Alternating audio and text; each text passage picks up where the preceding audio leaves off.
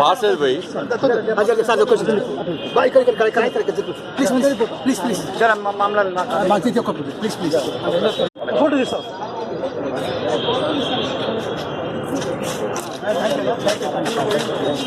Panjagutta statue committee ఆధ్వర్యంలో రాష్ట్ర BJP అధ్యక్షులు బండి సంజయ్ గారికి వినతి ఇవ్వడం జరిగింది. ఏంటంటే గత 18 నుంచి మేము పోరాటం చేస్తున్నాం ఈ యొక్క స్టాచ్యూ కోసము. ఇంతవరకు ప్రభుత్వం దాన్ని నిర్లక్ష్యం వహించింది. కావున మా యొక్క కమిటీ ఈరోజు బండి సంజయ్ వినపత్రం ఇచ్చి మాకు ఈ స్టాచ్యూను ఎలాగైనా మీరు చేయాలని కోరుకుంటున్నామని చెప్పాము. ఆయన మాకు హామీ ఇచ్చాడు, ఈ స్టాచ్యూని నిలబెడతాను, నేను తప్పకుండా మీ వెంట ఉండి మీకు సాధిస్తాను, మీరు కూడా నా వెంట ఉండి పోరాడాలని చెప్పాడు. అందుకే మేము ప్రభుత్వం పదే విజ్ఞప్తి చేస్తున్నాం, ఇప్పటికైనా మేల్కోండి, మా యొక్క స్టాచ్యూని పంజగుట్టలో పెట్టండి, లేకుంటే మేము నిరంతరం పోరాటం చేస్తాము. మేము స్టాచ్యూ పెట్టిన దాకా మేము నిద్రపోము. ఈ యొక్క స్టాచ్యూను మాకు పెట్టిన దాకా మా యొక్క కమిటీ నిరంతరం పోరాటం చేస్తూనే ఉంటుంది. చేసిన దాకా ఖబర్దార్ కేసీఆర్, మీకు ఇప్పటికైనా మేము చెప్తున్నాము, మా యొక్క స్టాచ్యూను కంపల్సరీ పెట్టాలి.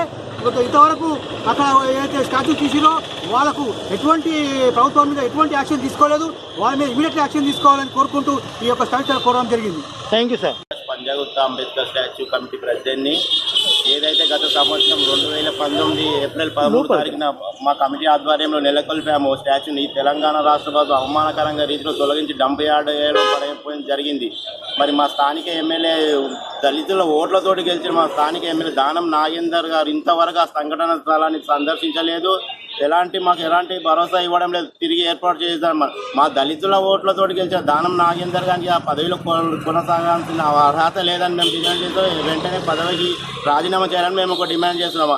అలాగే స్థానిక నాయకులు ఎవరైతే ఉన్నారో తెలంగాణ ప్రభుత్వం ప్రజాప్రతినిధులు, దళిత ప్రజాప్రతినిధులు అందరూ తమ పదవులకు పార్టీకి రాజీనామా చేసి పంజాగుట్ట అంబేద్కర్ స్టాచ్యూ విషయం పోరాటంలో పాల్గొనవలసిందిగా కోరుతున్నాం. జై భీమ్.